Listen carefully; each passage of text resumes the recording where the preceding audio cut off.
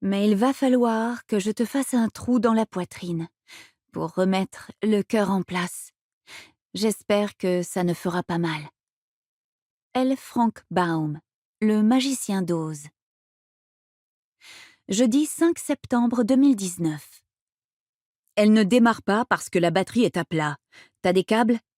Mon cher Giulio, est-ce que j'ai l'air d'une personne qui possède ce genre de choses?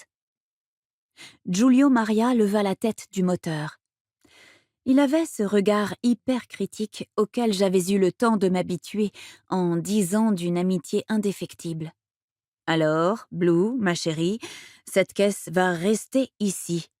Il y a l'arrêt du 23 là-bas, au coin. Tu n'as plus qu'à l'attendre.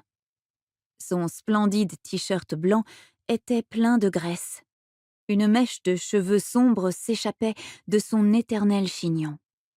Il rabattit le capot avec une irritation excessive, ôta ses gants et, avec l'agilité acquise grâce à ses cours de boxe, contourna le véhicule pour se diriger à grandes enjambées vers ce qui était, depuis 2 ans, l'entrée de son établissement, le café d'Almagro.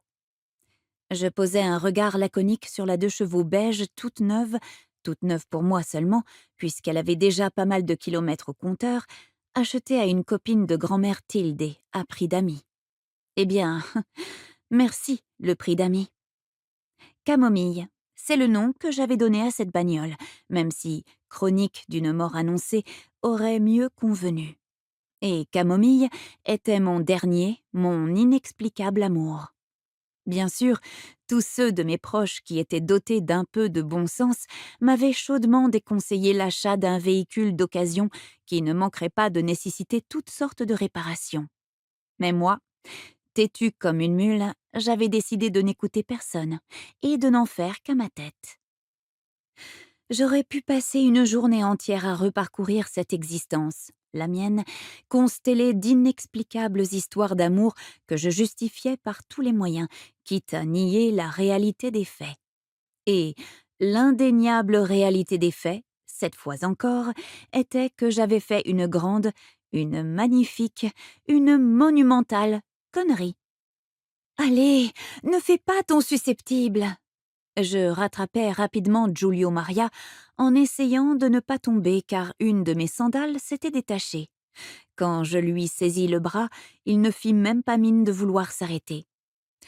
J'étais parti pour aller dans ma réserve chercher les miens de câbles, lâcha-t-il résigné. Mais là, j'ai 2 clients qui viennent d'arriver, alors donne-moi juste un peu de temps. Oh, merci 1000 fois, je patiente, répondis-je en sautillant de joie. Oh, qu'est-ce que j'ai fait pour mériter ça?